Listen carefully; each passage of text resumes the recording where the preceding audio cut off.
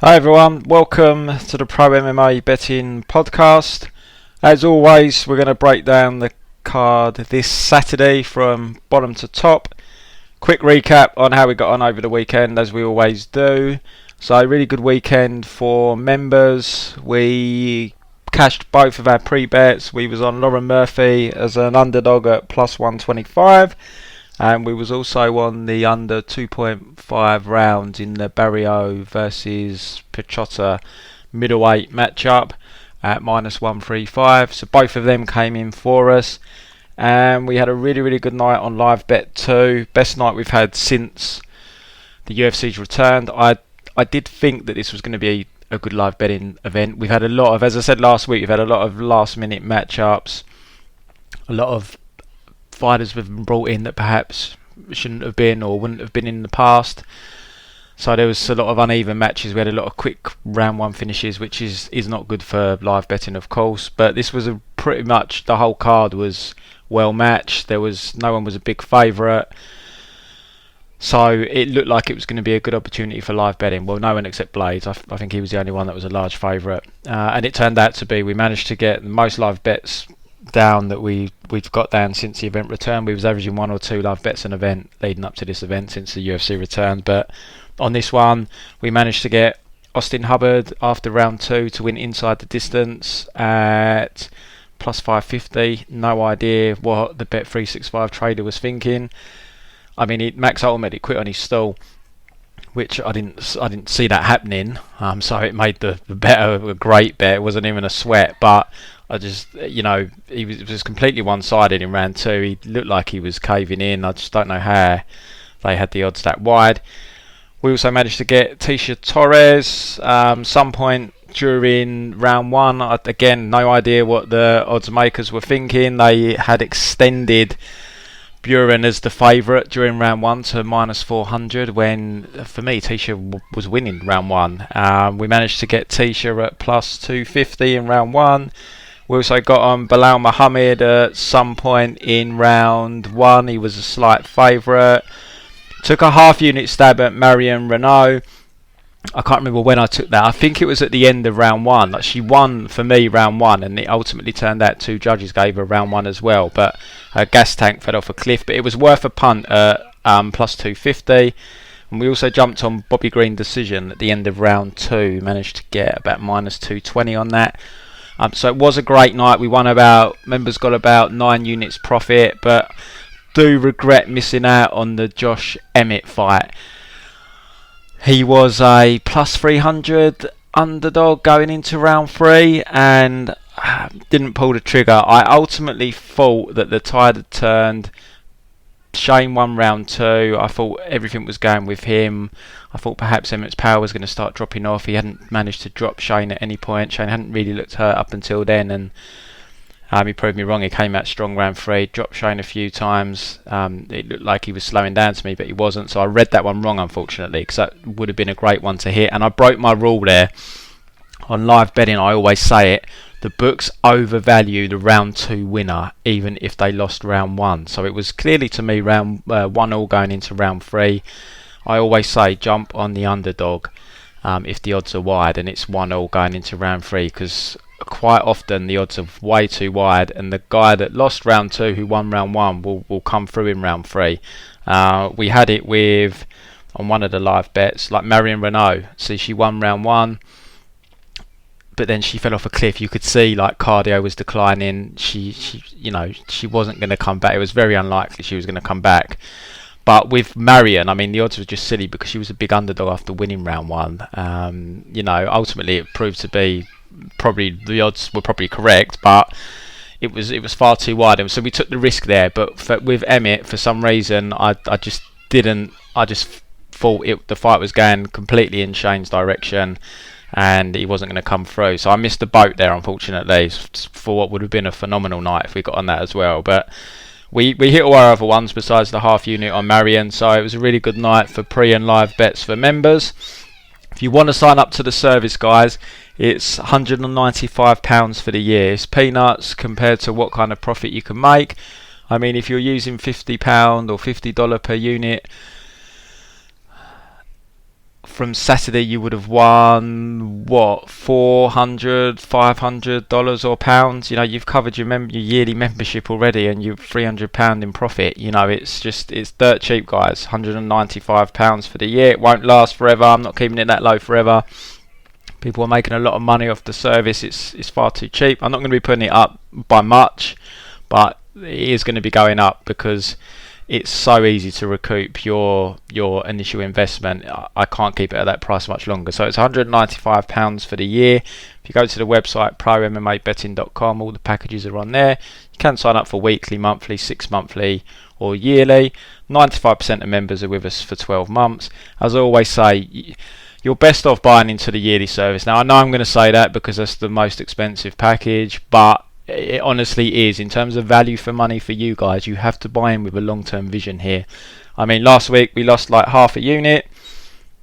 This week we've won 9 units. You can't win every week. I say that all the time on here. I cannot win every week. It's impossible for me to do that. But what we will is profit long-term. I can't guarantee that, but based on how long I've been betting on this sport, which is a long time, I've always profited long term. So you have to trust the process. There will be losing weeks, but I'm not one of these tipsters that is going to risk 20, 30, 40% of your bankroll in one night.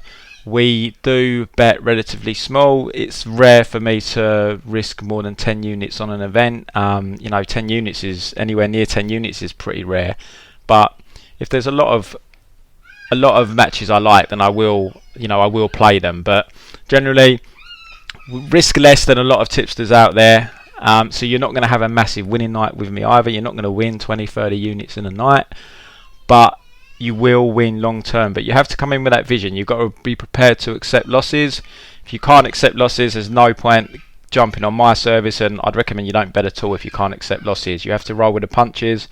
You have to bounce back. You can't be negative. You have to stay positive. It's very much mental betting. I've been there. You know, you go on a losing streak and you think this is the end of the world, and then you go on a winning streak and you have the highest highs and lowest lows in this game. You have to really be able to ride with your emotions.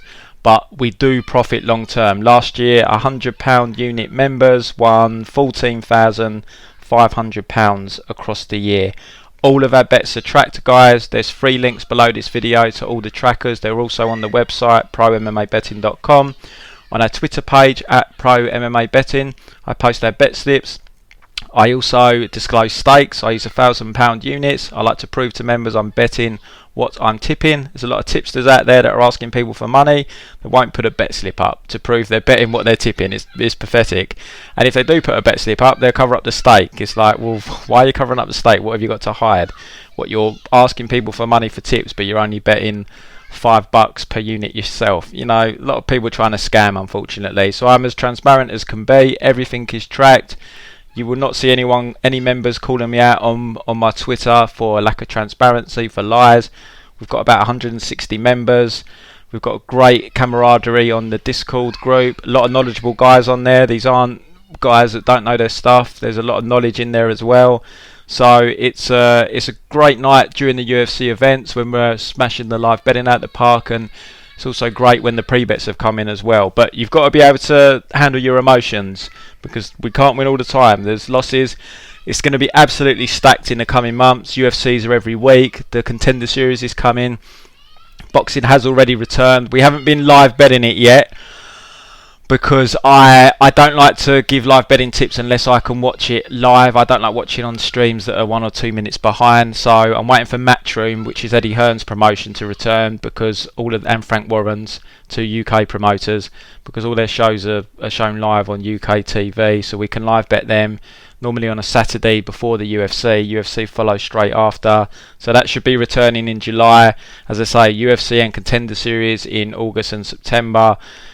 The schedule is going to be jam-packed because we're playing catch-up because of the few months we had off. UFC have got that allocated slot of 42 events that they want to get in, so we're going to have a really, really busy last half of the year, guys. So if you want to jump on board, it's dirt cheap for the membership. As I say, the price won't be holding. Prices, packages, ProMMABetting.com. Any questions, DM me on Twitter. My DMs are open at Pro MMA Betting. And we're going to move on now and talk about this card. It's a bit of a weak card. It's not a great card from a betting perspective or a fan perspective, in my opinion, besides the main event. We're at the Apex again, so small cage again, so that consideration needs to be taken into account.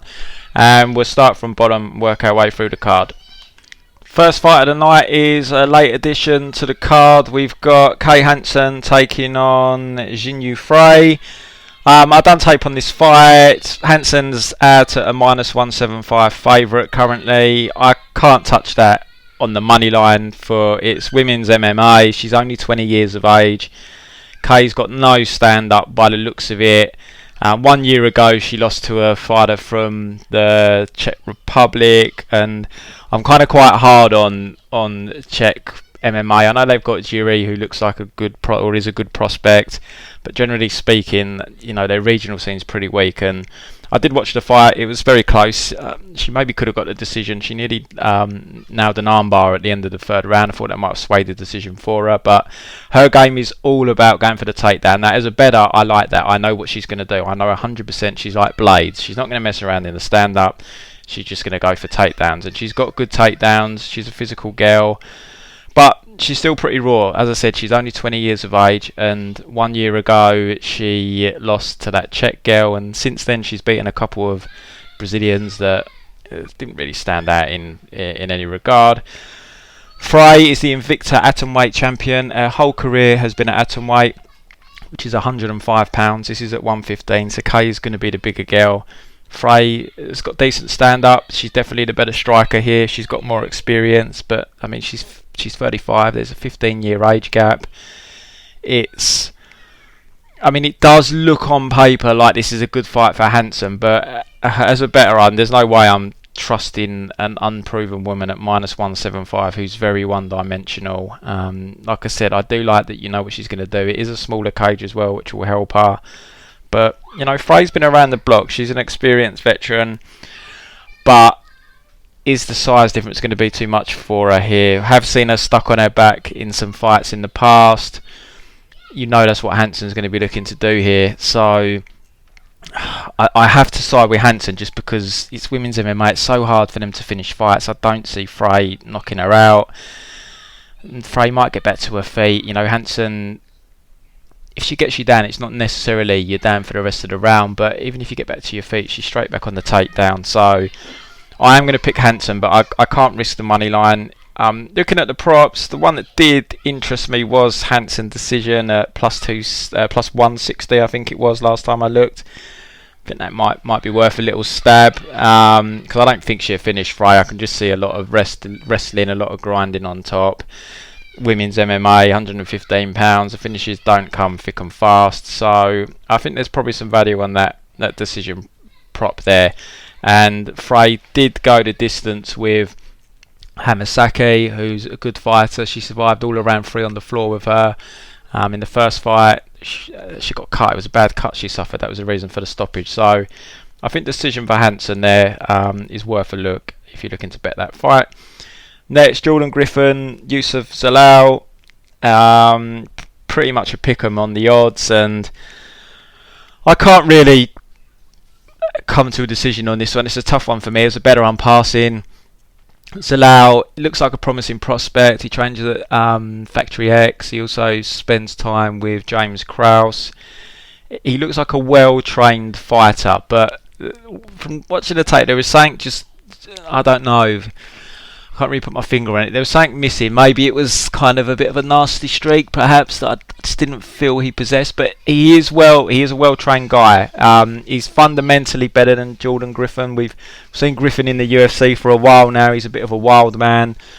Gives up takedowns, gives up positions, but he's going to fight for your money. Cardio's been a bit of an issue for him in the past, and he was meant to fight a couple of weeks ago. He cut a lot of weight, and within 24 hours of the fight being called off, he put 23 pounds back on, and he's going to have to go through another cut here. So when you've already got dodgy cardio, it doesn't look like a great look here. He could suffer some cardio difficulties, but this is a step up for Zalal. Zalal lost 2 fights on LFA that perhaps you would judge, perhaps he should have got the decisions, but this is what I mean about him. It's not like the lack of killer instinct, not putting a stamp on fights, it's kind of led him to have a couple of close decisions. Now, he dominated Lingo in his UFC debut, but for me, how good is Lingo? I don't know. Some of the takedowns Zalal was hitting on him made me think that, you know, he's not very good, and Zalal had a, you know, quite an easy fight, but he dominated the fight, an easy 30-27. You can't take that away from him. And I mean, that Lingo is from 40, so you'd think he's a solid fighter, but Zalal made it look really easy. So perhaps I'm underappreciating the victory there. But it is a step up in competition for him here against Griffin. But Griffin's problem is he's not really a reliable round winner. He drops rounds. You know, as I said, he's a bit of a wild man. He doesn't really have great structure to his game, so it's always risky betting someone like that. Now, he's definitely more likely to finish than Zalal. And at a pick'em line, I mean, I don't see any value personally at a pick'em line. I'd probably go. I'll pick Griffin. No, I don't like the fact he had that cut. I'm going to pick Zalal, but it's definitely not a confident pick. Let's see what Zalal decision pays. Zalal wins by decision is... just trying to find it. Zalal KO. Zalal wins... why can't I see it? Zalal KO. Zalal decision is plus 185. That's quite interesting, but as I always say, you're getting a good line on the money line. It's a pick 'em fight. If you like Zalal, just bet Zalal and maybe sprinkle, you know, I don't know, 20% of whatever you're gonna put on the money line. Put that on the decision line if you want to. But I don't really have a strong lean on that fight. I think it's a pretty competitive fight. Hard to call. I think the lines are kind of right at the moment.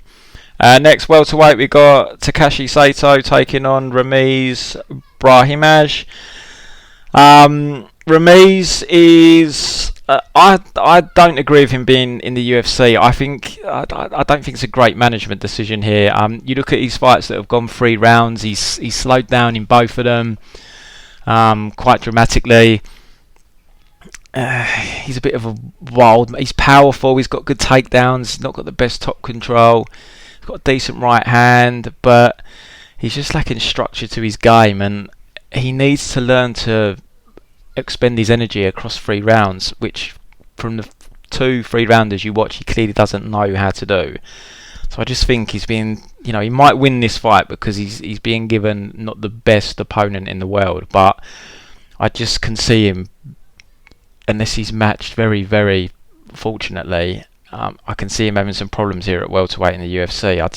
I just think he should have been given another 3-rounder to prove that he can fight comfortably across 3 rounds. He can learn to control his energy, try and pace himself. So I feel like he's being... I don't think it's the best choice for his career. This might be a good fight for him though. Sato, he trains at Stanford MMA. Ramiz is at Fortis, so he's at a good camp. Sato's at Stanford.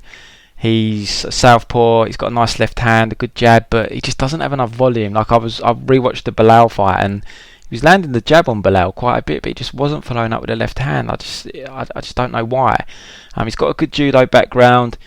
He can be taken down. Now he gives up his back when he's getting back to his feet. That's his problem. Now he did stuff most of Belal's takedowns. Belal did get him down in the 3rd round and ultimately sub him, but he's got quite heavy hips, and he was stuffing those takedowns quite well. Now Ramiz is more explosive than Belal, but Belal's timing on his takedowns is really, really good. So it's going to be interesting how this fight will play out, because you can definitely see Ramiz coming out, expending a load of energy in round 1, not finishing Sato, and it allows Sato to take over from round 2. But the problem with Sato is just his volume. But I've got to go Sato here, just from what I saw from Ramiz on tape. Explosive guy, strong, but I just think this has come a little bit too soon for him. I think he just needs a little bit of seasoning on the regional scene. He should have been given another 3-rounder to prove himself. I can see him having a strong start, but he's a young guy. It looks like he's excitable in there. Is he going to be able to control himself? I just see him slowing down, but Sato's so low volume, it wouldn't shock me if he kind of threw the fight away. So I've resisted any bets on this fight. I think Sato, a slight favourite, is right. Pass fight for me. We've got Philipe Lins next, taking on Tanner Boser.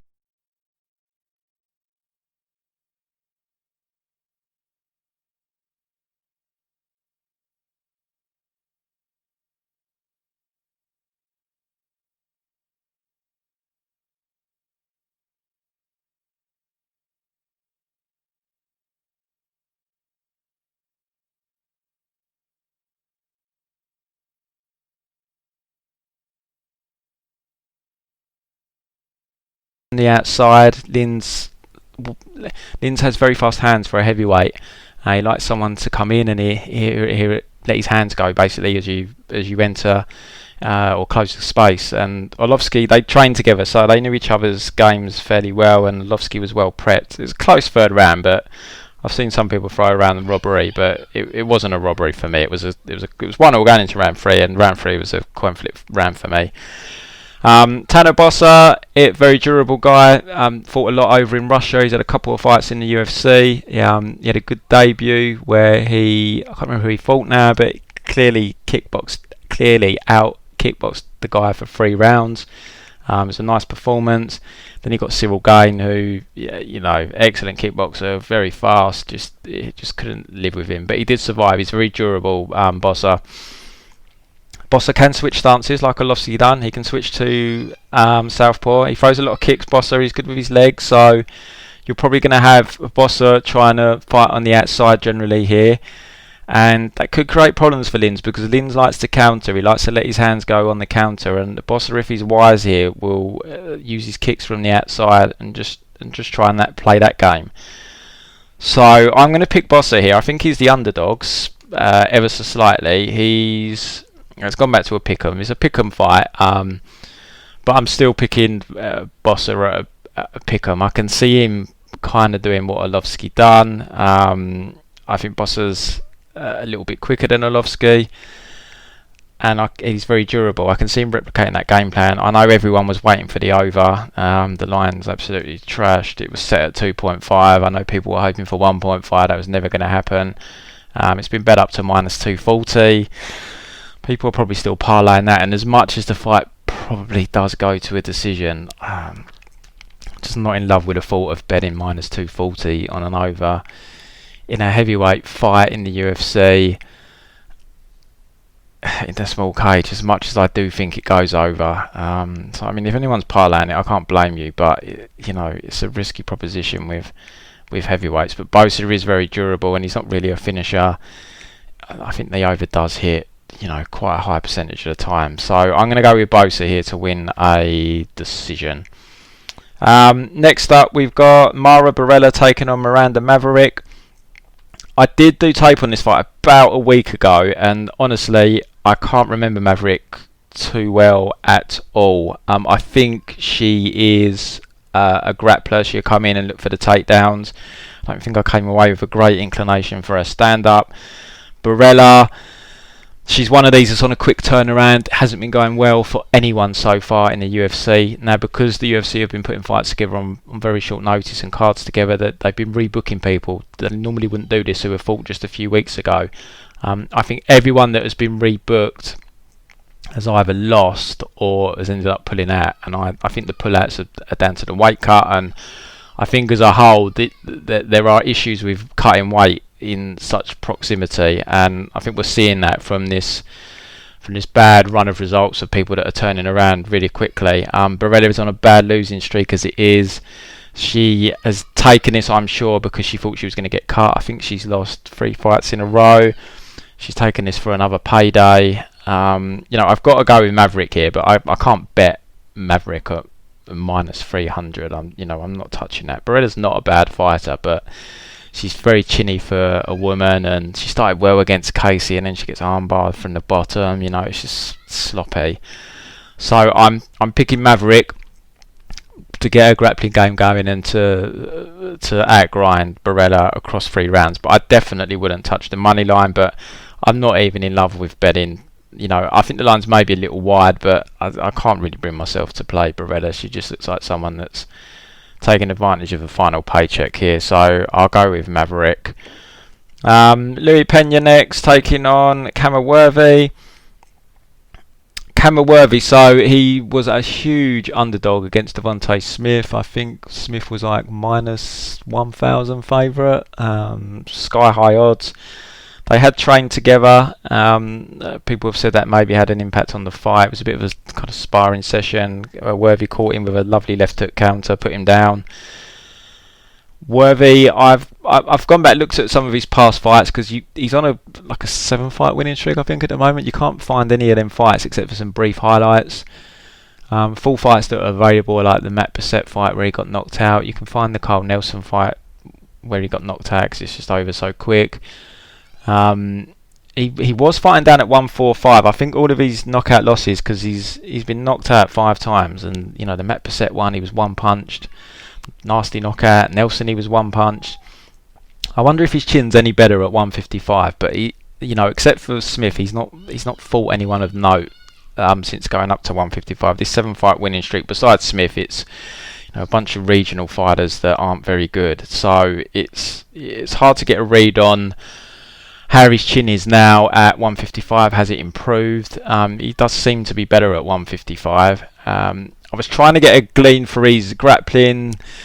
You see it a little bit in I can't remember what fight it was. It's the fight where he wins by rear naked choke on, I think it was it King of the Cage? It might not have been King of the Cage, but against Adrian something. Can't remember his surname.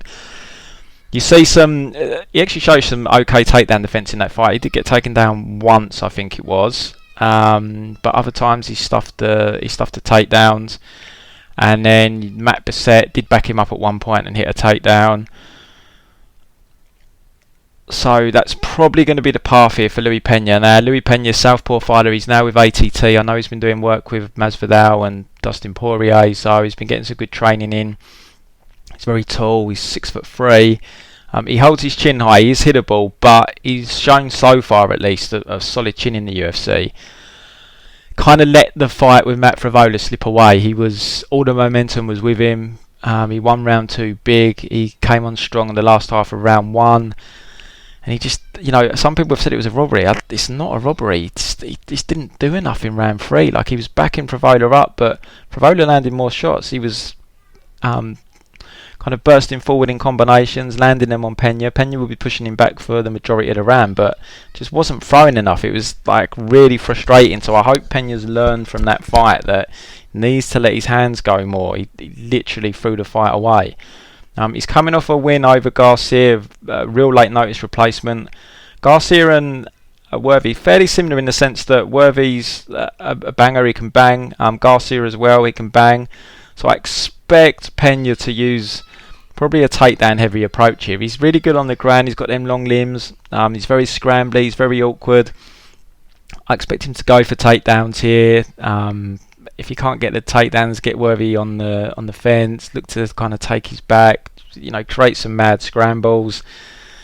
So I think this is a winnable fight for Peña. You look at his record as well. He seems to be being matched quite favourably by the UFC. For whatever reason, they seem to like him because he's not really, he's had quite a few UFC fights now. I think 6 maybe. This might be his 6th fight, and they've not given him anyone that was really a dangerous fight. He should have beaten Frevola. He kind of threw that away, and he had the debut against Trezano where just a difficult fight. He got struck on the feet, struggled to get him to the mat. But since then, it seems like they are giving him quite favourable matchups, and I think they've given him another fight here that they expect him to win. I mean, Worthy is still a bit of an unknown just because there isn't a great deal of tape on him in recent years.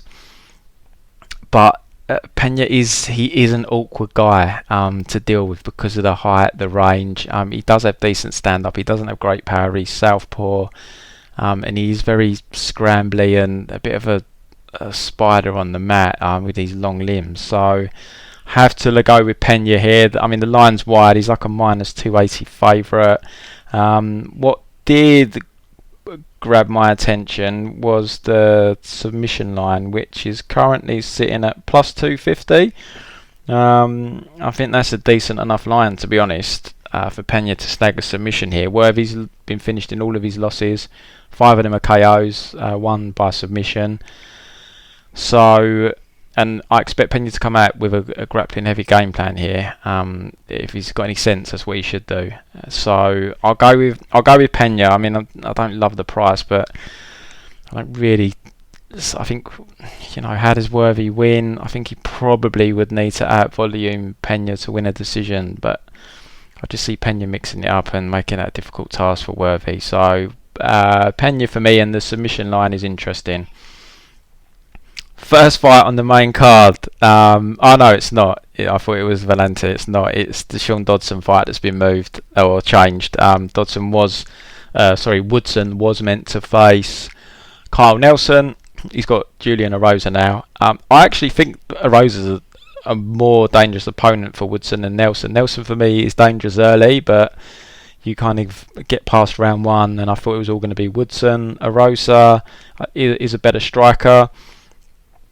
He's a game guy. He got that win on the Contender Series, bit of an upset victory. He got into the UFC and things went wrong for him again. He had some awkward fights. Can't remember the grappler's name, the good grappler. He got out grappled for 3 rounds, and then he gave Julio Arce a good fight. I don't think the judges did have it 1-1, but I remember thinking at the time it could be 1-1 going into round 3, and he was really pushing the action, but then he ate that head kick.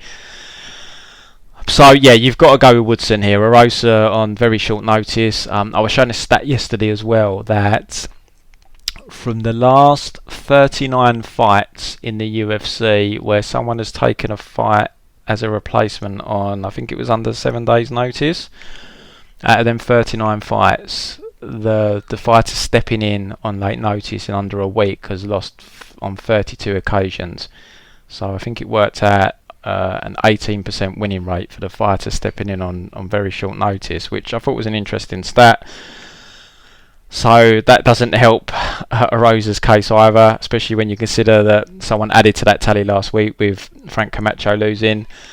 So yeah, I think Woodson's a decent prospect. I like his stand-up. He's got a 5-inch reach advantage here. He's gigantic for the division. He's training with James Krause, so he's at a good camp.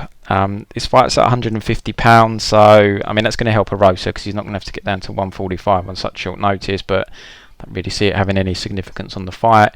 I think Erosa will come. He'll come hard. He'll bring it. This is like his 3rd shot in the UFC, so he loses here. He's I don't know. Maybe the UFC will give him another fight as he's stepping in on short notice. I don't know, but I think he lives in Vegas, Erosa, so he's not going to be travelling too far. But I mean, I have to go Woodson, but I just can't play the line. I mean, he's minus 365. Erosa isn't a bad fighter. Erosa will get the fight he wants here. There's not going to be grappling. It's in a small cage. He's going to pressure Woodson. I think he's going to get picked apart ultimately over the 3 rounds. But the minus 365, there's just no appeal there for me. So it's a pass fight, but I will pick Woodson to get the W. There's no props released for that fight yet. Next, we got Juan Villante taking on Maurice Greene. I didn't have a great memory of Maurice Greene. I went into tape really hoping I'd bet Maurice Greene here. I looked at it last week when he was about minus 210. He's up to minus 230 now. I just can't bet him at that price. I think he wins. Villante is just on my fade list. The guy's cardio is ridiculously bad. He's moving up to heavyweight here. I mean, he did used to cut a lot of weight. He's a big guy. I don't know whether he cut a lot of weight because it was a lack of discipline or a bit of both, that he's just a big guy. But, I mean, he's carrying this extra weight around now. I don't know, is it going to help him as opposed to not having to cut weight? I'd be interested to see what he weighs in at. I think he's probably going to come in about 240, I reckon, at the weigh-ins. But he just seems like a guy that just doesn't seem dedicated to me. It's the same thing every time. He's got Keith, what's his name? Keith Trimble in his corner, and the guy just seems forever frustrated in the corner with him, and I can understand why. He's got some decent hands, but cardio is just so suspect. Moving up to heavyweight, I mean, look, I have to go Greene, but Greene's actually doing this camp at Jackson Wick, I think that's a good move for him. He's not been there long, so I don't know how much they can do for him in the space of like 4 weeks, but I think that they need to get him to use his length better than he does. I mean, he does try and use it, but then it all goes a bit haphazard for him. They obviously had the Leicester Overeem there at one point, and I think it was there where Overeem started to change his game plan and fight long. So they need to get Greene doing this here. Greene has fought in Glory in kickboxing. He has got a striking background. So just need to get him using his length better. He did show some power against Albini on the feet. He dropped Albini, but he had Albini in trouble, and then he was in trouble himself, and then he dropped Albini and finished it. He's just one of them guys where it's like it's never clean. It's always, even in the fight with the guy, I can't remember the guy's name, the guy he rematched from, I think, was it LFA where they had the 5-rounder? He looked like really good in round 1 in that, well, not really good, but he looked good in round 1, and then I'm sure there was a point where he ends up getting rocked, and he's just a bit of a messy fighter, and I just wouldn't be shocked here to see him look really good. Villante catches him and hurts him, and then he comes back. I just can't touch the money line here at all. So a little look at the props, and I don't want to bet Villante. Look, it's heavyweight, he could knock Greene out, but I'm just not betting Villante. I'm just not touching it. Let's have a look at Maurice Greene. KO is even money. I don't really love that. Maurice Greene by decision plus 400. What does he get Villante at? Villante's just gonna just his cardio dying, I don't really see any value on that fight, guys, to be honest with you. It's a pass fight. I just don't like this card for betting. Pass fight for me, but I'm going to pick Greene. I just don't trust Villante. Next, we've got Brendan Allen taking on Kyle Daukaus. Daukaus, quite short notice here. Daukaus is a good fighter. I watched his last 4 fights. One thing to point out is his last 4 opponents were all at middleweight, but they're pretty much welterweight fighters. So he has been fighting guys smaller than him. He's quite big, Daukaus. He's not a small middleweight. It's not like he's not overly muscular or anything, but it just looks like he's got quite a big frame. And I think I remember them saying in commentary that he's fought at heavyweight before. So he's quite a big frame guy. He's actually a kickboxing coach. Now, when you watch his fights, you'll kind of come away after watching his fights thinking he's a grappler. But when you think about them, because a lot of them, they're just a lot of grappling. But his stand-up's actually really good. I don't want to say really good because it's he was fighting lesser opposition, but he looked very competent on the feet, and he is a kickboxing coach at his gym. So this guy's got decent stand-up. Brendan Allen. He trains at Ruthless Sport, but he's really not a normal Ruthless Sport product. But then I say that, but then you look at like Jordan Mearshart, he's not really a normal kind of, you associate Ruthless Sport as a striking gym, but they have got some guys that are more grappling heavy. But Brendan Allen is all about just throwing stuff out there to close the gap. He's very aggressive. He doesn't mind being hit. He will use that to close the gap and try and drag the fight to the floor. So I do give Daukaus the advantage on the feet here. Brendan Allen is a very good grappler, and so is Daukaus. Daukaus got very good series of front headlock chokes, like the Dars choke, etc. Locks it up a lot. So Brendan Allen's got to watch his neck here.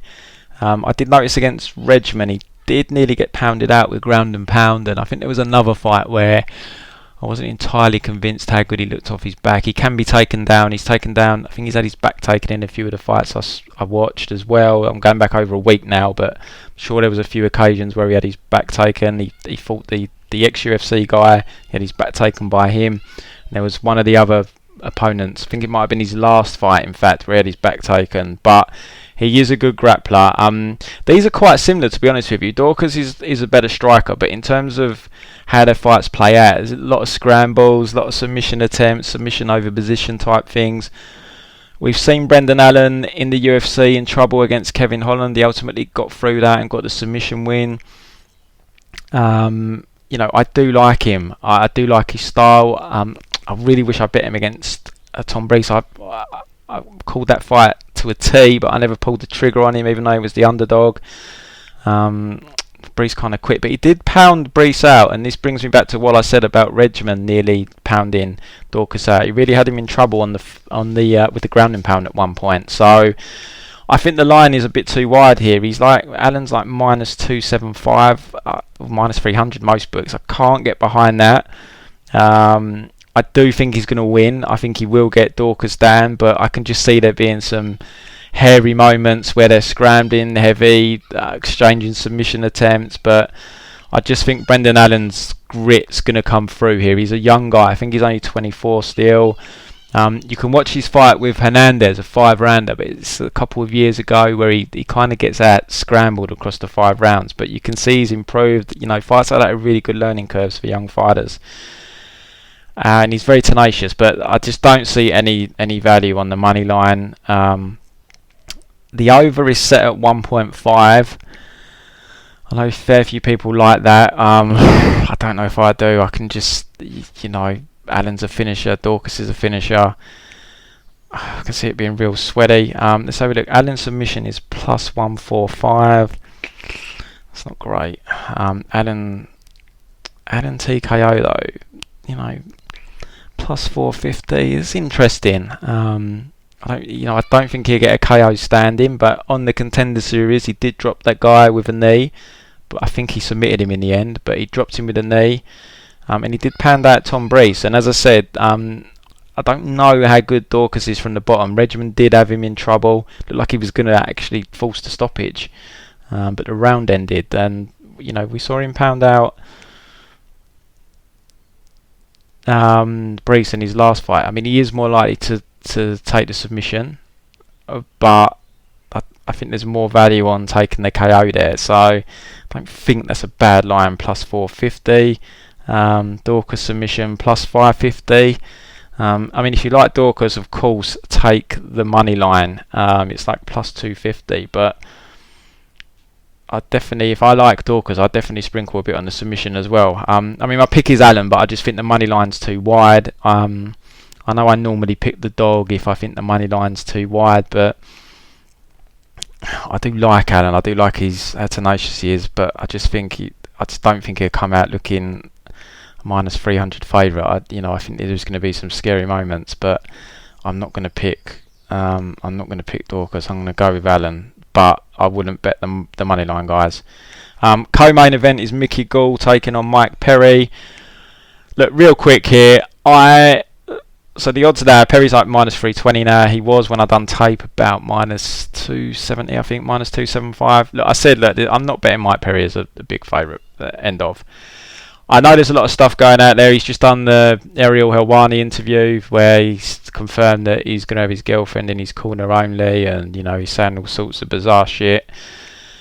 Look, Mike Perry is a mad guy. Look, I don't really read too much into it. Yeah, he's been at a decent camp before, but you know, is he really the kind of guy that comes in with a solid game plan, listens to his coaches? You know, probably isn't. You know, he's the type of guy. He's a bomb fighter. He's tough as nails. He goes in there to throw down. You know, all this talk, etc. I'm not reading much into it. As I always say, guys, when you're betting on fights, the one thing that you should concentrate on solely is what tape tells you. So many people get too caught up in what's happening outside the ring, where they're training. Oh, there's rumour they've had an injury. They're coming off surgery. Blah blah blah. Guys, as a bettor, it means shit. Trust me, I've been doing this years. Of course, you're going to get the odd one where there's a rumour and it comes true and they look trash in the cage. But guys, I guarantee you, 95% of the time, it doesn't affect the fight. Just ignore it. Go with what you see on tape. I've been caught up in it myself. I've done it myself. I've faded fighters because I've thought, oh, they've had, you know, X amount of surgeries already. God, the body's falling apart. And then they come out and look amazing. And I had people saying it a few weeks ago.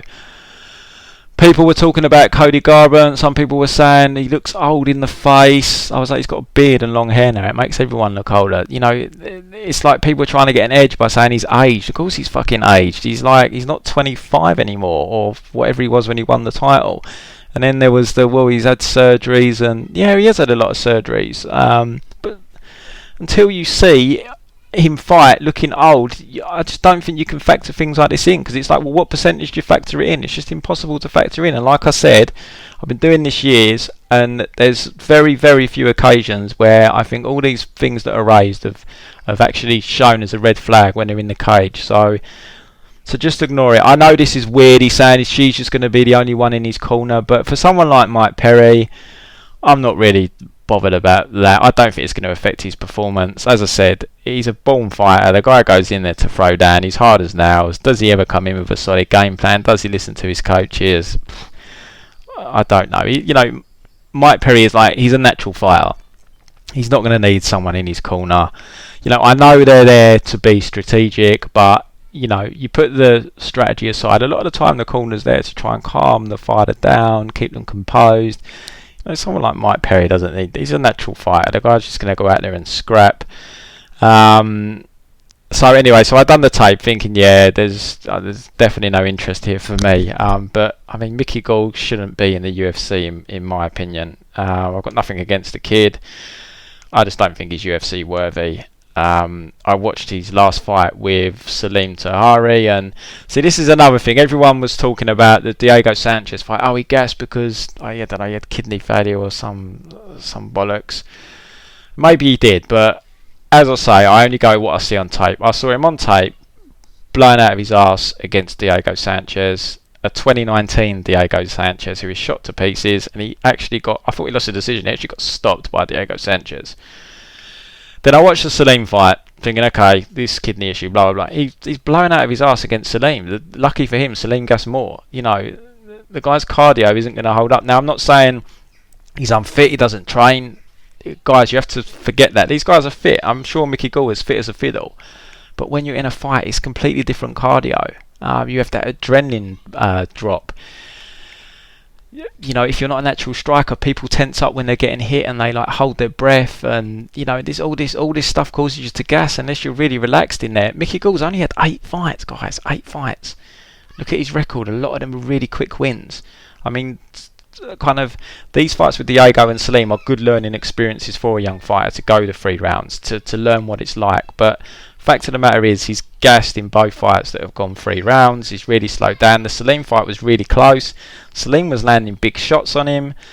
He just didn't, Salim's one of them fighters that just doesn't get out of first gear. Like an Austin Hubbard. Just doesn't get out of first gear. He doesn't go for the kill. Seems to lack a bit of killer instinct. And again, he gassed as well. Mike Perry, from the tape, let's go from the tape, guys. Mike Perry's never gassed in the UFC. Guy's going to be there for 3 rounds. He's tough as nails. The shots that Salim was landing, if Perry's landing them kind of shots, he's going to knock Gall into next week at the end of the day. Gall's takedowns aren't particularly good, and I'm sure he's a good BJJ guy. I'm sure he's a great grappler in a gi. I'm sure no gi's a good grappler, but you watch the Salim fight and he'll shoot a crappy takedown. He'll end up forcing Salim onto the fence, and then he'll take the reverse body lock, and then he'll try and climb onto Salim's back. Salim was defending it fairly easily, and a couple of times he slipped off and ended up on the bottom. It's just the sloppy grappling, and people keep bringing up the fight with Cowboy, with Perry. All right, he's made one error in the UFC. Got caught in an armbar by Cowboy, who's one of the best MMA grapplers we've had. Really, really great MMA grappler, Cowboy. Perry's not a mug on the floor. Go and watch the fight with Brazilian Cowboy.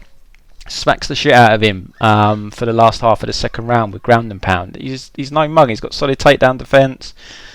Mickey Gall's path to victory here, he's submission or bust. I can't see in a million years how he'd win a decision here. And I can't see him knocking Perry out unless Perry is shot and the wars have started to take the toll. But I can't say that yet. We haven't seen it. He's coming off the knockout loss, but Jeff Neal, no shame in that. Before that, run for Vicente Luque, extremely close. A lot of people thought he won that fight. A good win over Brazilian Cowboy. He's a solid fighter, Perry. So I can't get on this whole fade. Money's coming in on Perry. The odds are going up, so money is coming in on him. I wonder where he's going to close. But I just think Mickey Gall was in a lot of trouble here in this fight. especially if he starts slowing down and he's going to be eating some big shots. He might start getting desperate with his takedown attempts. As long as Perry doesn't do anything dumb, then I think it's his fight. But the money line is their value on betting Perry at that kind of price. There might be, because I just really am struggling to see how Gall wins this fight. But for a better price, I think you need to look at Perry inside the distance or Perry KO. Perry KO is -150. I honestly think if he gets to this kid inside the distance is -160. You might as well take -160 just on the off chance. But I just think he's going to put Gall away. I really do. Gall's going to be taking some shots he hasn't felt before. Perry's an animal. He's good in the clinch where Gall likes to be because he doesn't have a great shot, so he push you to the fence. Perry's pretty nasty there. He's got some nasty elbows. Go and watch those knockouts he has against Alex Reyes and Jake Ellenberger, and you see him there against Brazilian Cowboy. Brazilian Cowboy is very good in the clinch against the fence and shut him down, dealt with him fine. He's even got a grappling win over Al Quinter. I haven't watched it. I don't know exactly what happened, but he's got another win on his Tapology record in grappling against, it looks like a Brazilian guy going by the name. So, I don't think Perry's a complete mug on the mat. And this is MMA. The old proverb, as they say, punch a black belt once, he turns into a brown. Punch him again, he turns into a purple, etc., etc. This isn't BJJ, guys, and Mickey Gall found that out against Diego Sanchez. A shot Diego Sanchez. So yeah, I'm picking Perry again. I feel like I'm picking a lot of the juiced favourites this week, but look, if you like doing your doubles, I don't think putting Perry in with someone is the worst decision in the world. I don't know who. Maybe it's probably too late now. I mean, you're not going to get a decent return on your money. Everyone's just too juiced. There's no one sitting around -200, -225. All the favourites are like -300. It's just a crappy card, guys. I'd keep it light, this card, honestly. Main event, we've got Dan Hooker, Dustin Poirier. Oh boy, what a fight. So this is a poor card, but this is one hell of a main event we've got. Poirier returning, first time since the Khabib fight. He's had some surgery on his hip. This is another one. Saw some people talking about the hip surgery, saying, could play a factor in this fight. It's quite serious hip surgery. Look, you ain't a doctor. Don't factor it in. Who knows how he's going to look. If you're betting this fight, you need to act like you're going to get the best version of Dustin Poirier, particularly if you are looking to bet Dan Hooker. You can't be factoring in any of that stuff at all. So you need to look at this fight as you're going to get them both at their best. It's quite a quick turnaround for Hooker. It was quite a tough fight he had with Felder. So 4-month turnaround. He's a hard man though, Dan Hooker. I'm sure he's ready for this fight. Do you know what? I took a little bet on Dustin Poirier when he was -165. This was weeks ago before I done tape. I was thinking, I'm going to smash Dustin Poirier here. I definitely am not going to smash the line now. I didn't do the tape on this fight until yesterday, and he's up at over -200 now, which I think is too wide. And now I've done tape, coming away from it, honestly, I don't have a strong read in this fight. I think Dan Hooker's live here. I totally get where Poirier backers are coming from. They think Poirier's going to eat him alive with his boxing. Hooker struggled against Paul Felder. I had a bet on Paul Felder in that fight. I thought Felder edged it, but it did come down to, I think it was round 2. It's a very close fight. It could have gone either way. The other thing is Poirier is a southpaw fighter, so Hooker, he's not going to be able to throw the normal calf kicks he does. He's either going to have to throw with his lead leg to the outside of Dustin's lead leg. He can try and fire them from the to the inside of his calf, but I was trying to recall a fight where I've seen inside calf kicks work, and to be honest, I don't really remember anyone throwing them a lot, and I don't remember anyone being affected by them. But as I said, I don't really remember anyone going to it too much. So this is an interesting one in that respect, because if he can't hurt Poirier's calf, and we saw Jim Miller affect Poirier's calf a few years back, but Jim Miller's a southpaw, so it was there for him. So I don't know. I mean, the body kick will be there for Hooker to to try and stop the left hand of Poirier. But on the flip side, if Poirier is prepared to eat the left hand, eat the body kick, he can throw the left hand counter down the pipe. So it's kind of, I don't know whether that is such a good game plan for Hooker here, but something's just saying to me that it's dog or pass here. As much as, Hooker's shown a really, really good chin, and he's going to need it here. He's definitely going to get hit by Poirier. That left hand of Poirier is dynamite. We've seen him put away Gaethje with it, who, has seemed impregnable. We've seen him put away Alvarez with it, or at least it led to the downfall for Alvarez.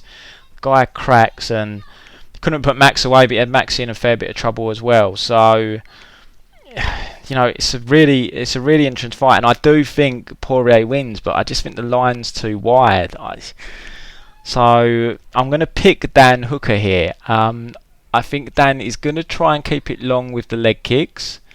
I think we'll see him try and use a similar kind of style to what he used against Al Iaquinta here. But obviously, this is another thing actually to point out, is now Al Iaquinta, he really hurt Al's calf in the first round. Now Al switched to southpaw in round 2, and until Al got floored towards the end of round 2, he was fighting southpaw, and he was probably edging around. He was landing his best shots from southpaw. So this does make me think, is Hooker going to struggle with the southpaw look here? Let me just double check his record to see if he's faced a southpaw before. I mean, looking at his record without checking everyone, I don't think he has, except for Jim Miller, who he obviously took out with that big knee. But that throws up another thing here, is how is he going to deal? Now I know he trains with Izzy a lot, so he can give him that look, I'm sure. But when you've not been in there and fought someone as a southpaw, and just that round 2 with Al was having success. He was landing shots. Hooker is really hittable. That is the problem with him. He's there to be hit. He doesn't really have any defence. So he's going to try and kick long, I would have thought. He's going to pump the jab out. Can he finish Poirier? I mean, we've seen Poirier hurt plenty of times. We saw him hurt against Gaethje. It looked like he was quitting at one point. We saw him hurt against Eddie Alvarez in the first fight when he had Eddie in trouble. Eddie came back. Conor McGregor obviously caught him behind the ear. I've seen him wobbled in past fights. Maybe was it against Akira Kurosane? Got wobbled. No, he can be caught, and Hooker can crack when he, if you walk into something. But is he gonna fight long here? I don't know. I think he's got a 3-inch reach advantage, Hooker. But I think he will try and fight long. But can he deal with Dustin getting inside? I think Poirier's going to win, but I don't know. Something's just telling me that this might be a little bit of a trap bet, and I'm definitely not paying minus 200 odd on Poirier here. Hooker's a savage. He's an animal. Guy's going to be hard to get out of there. So look, I'm going to pick Hooker. I think he's worth. If you think Hooker can create problems, I think he's worth a sprinkle. You can get plus 180 on Dan Hooker. That's a good price.